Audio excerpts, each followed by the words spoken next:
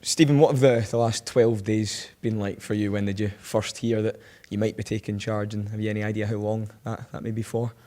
Probably the early part of the previous week, so the Monday or Tuesday. I was actually taking the under-19 session. I come off the pitch and I had a few messages to let me know that there was a potential it was going to happen. So, but in terms of since then, I've just tried to keep everything as normal as possible. I've got processes that I like to work with in terms of how I work with under-19 squad, and it's probably a way of working that I trust. So I've tried to not do anything different from what I've done previous and what I've learned. Is there a chance you could still be in charge for the European game next Thursday? Listen, I'm taking it day by day. It's as you can imagine, it's probably been a bit of a whirlwind, but I'm trying to keep things as normal as possible, and that normality is that we've got a game on Saturday that we need to go and win. How have you found it so far? What have the players been like? Because I can imagine it's quite a difficult period for them as well. It is. I think it's understandable. The mood was probably low in the first day. Loads of boys away international duty, but I'd like to think that the sessions that we've put on have lifted the mood. And that's not to say we've just been doing sessions that the players enjoy. There's been a bit of work put into them because it's been a different group, different schedules. So, but the mood's lifted, and I think you could sense yesterday and today that there's now the reality of a game, which is good.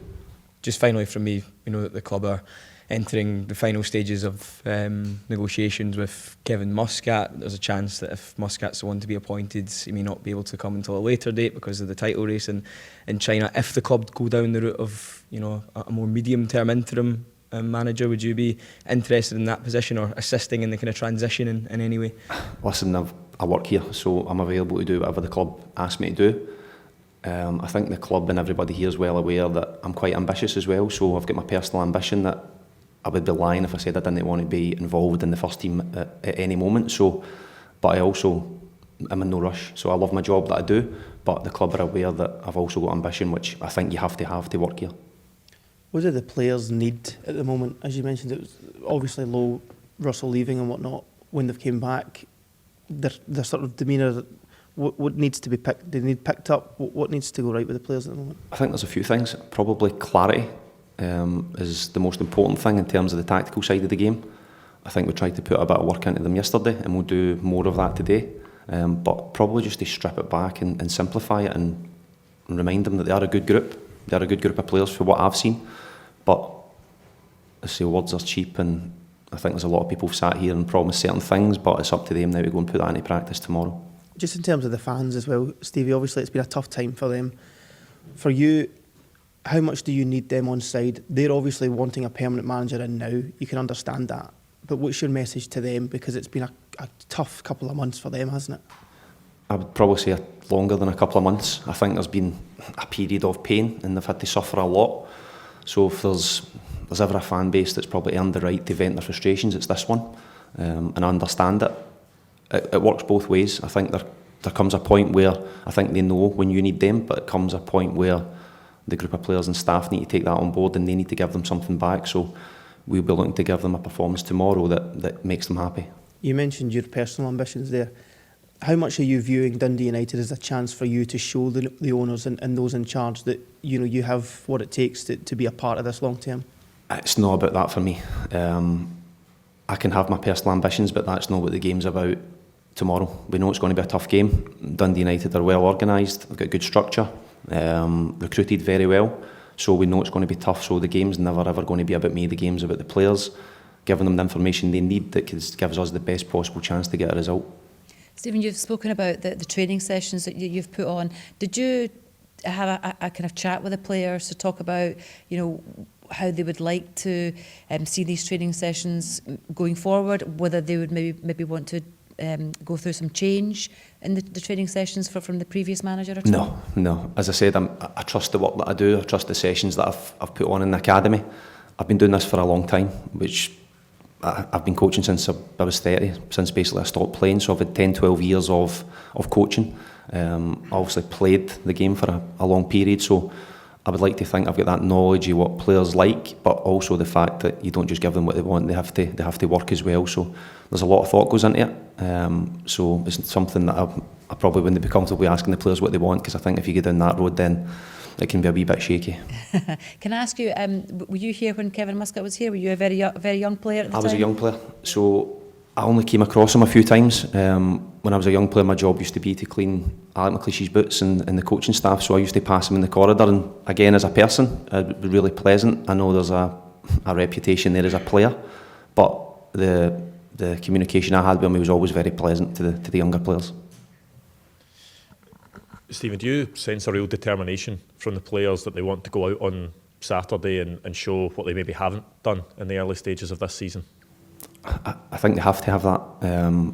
I can also sense a wee bit of frustration, because when you're under the spotlight and under the scrutiny like they have been, it's tough, but there's got to come a point where that determination's there to go and put things right, and hopefully the start of that's tomorrow. When you first got those messages last Monday, Tuesday, that it might be a case that you were taking training, did you think it was ever a possibility that you would then be in the dugout almost 2 weeks later? Did you think it might have sort of been wrapped up? I mean, it looked as if it maybe was at one point over the weekend, and since then, did you think that you ever would end up being in the dugout? Probably not, is my honest answer. I thought I would probably take training for the first 2 days, and then the players had a few days off, and I thought that would probably be my job done.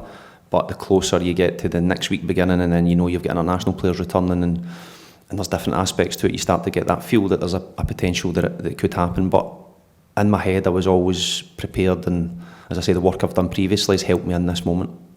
Stephen, there's obviously a lot of reports that the club are close to appointing a manager now. Have you noticed a change in the mood in the building as it's getting to nearer that time? Honestly, no. I can't have any complaints about how the players have applied themselves, how they've trained. Obviously, at the start of the week, it was a smaller group. Now that international players are back, I sensed yesterday that the reality was setting in, that they've now got a game. And for them, that might mean that individually they've got a chance to go and impress a potential new manager. But my full focus has just been on preparing the players the best I can for the game. You spoke a little bit about coming across Kevin Muscat. He's a pleasant guy. Do you sense that he's the type of character that this club needs right now to take them forward? Probably. It's an interesting question. There's obviously, in the past 4 or 5 years, we've had different types of managers. There is no guarantee of success anywhere, and it's really difficult to guarantee success when you're at a club that the expectation is to win all the time. That's never going to happen. But we've experienced different managers, whether it be managers that have played here, managers that have been deemed head coach types that are more tactical. So we've had every type of manager, but the priority is always to win. Stephen, you've obviously been through similar experiences yourself as a player in terms of new managers coming in and managers going out, but just how important is it from a player's point of view that there's a period of stability now? I think that's been the case for a number of years. I can speak from my recent time here. In the academy, we've been probably crying out for a wee bit of stability as well, which isn't always easy, and it probably starts with a constant turnover and constant change of managers, which is quite difficult. But as players, the focus should always just go back to what you can control, and you can control what happens in the pitch. You can control your individual performance, and that's the most important thing. And as a collective, if they focus on that, I'm pretty positive the results will turn quickly. Stevie, you talked about the fans having to suffer pain for a number of years. Now, as a guy who came through the ranks here and had a successful periods, how much has that hurt you just to watch what's happened here in the last few years? It does hurt. There's no getting away from that. There's no hiding place. I've been here for probably 20 plus years in terms of playing, coaching now. So when you've been involved for that long, it's just natural that all your mates, all your family, they all support the football club, so everybody hurts, and it's not easy. But I can always remember, or what I'll remind people of, is that when it turns quickly. But in terms of this group now, that quickly has to start on Saturday, because as everybody knows, the results to this point have not been great, so it has to start changing now. What will it mean to you, even on an interim basis, to walk out there tomorrow as Rangers manager? Listen, I'll be proud. That's the first word I would probably use. But again, it's never ever about me. Probably in a week's time or 2 weeks' time, or maybe 2 years' time, I'll look back on it. But I really want to enjoy it, because I think there was times as a player when you just go day to day and you don't actually sit back and enjoy the moment that you're in. I'll enjoy it a lot more if we win, but that enjoyment will probably come in the days and weeks after. And a lot of people on the outside have maybe almost written this season off already because of all the turmoil. What makes you think it's salvageable this season? Because I've seen it happen before, and as I mentioned, it can turn quickly. It doesn't take much. It might take one result, one good performance, might even take one bad performance, but you nick a win in the last minute.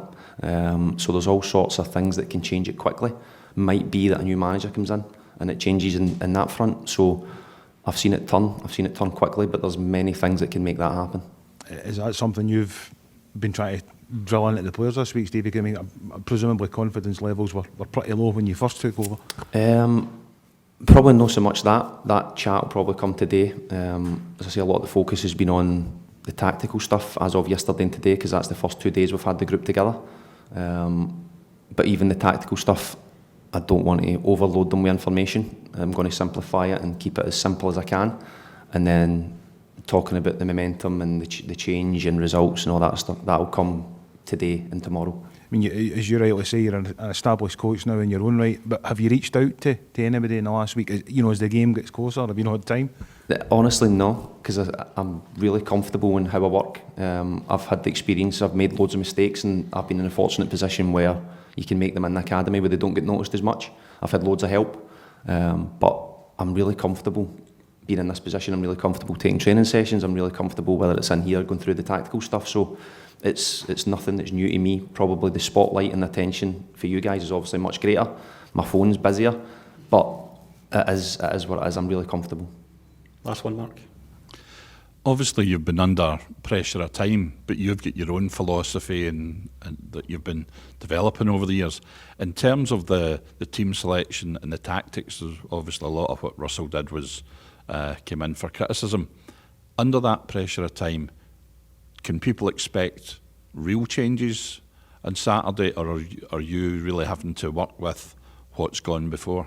I would like to think there'll be a change. As I say, I'm not going to go, because one thing you don't want to do in this position is overload them with information and then it becomes really confusing. It's probably stripping it back a little bit, going back to basics slightly, but there will be information there that's new, and I would like to think after the last couple of days that we've had in the session today, it'll be quite clear what we're trying to do tomorrow. Thanks, everyone. The long-term ones are still the same. So Rabi, Kieran and Dujon will obviously still miss out, but I think the three of them are getting closer, and Dio is the only one from Falkirk that is going to miss the game.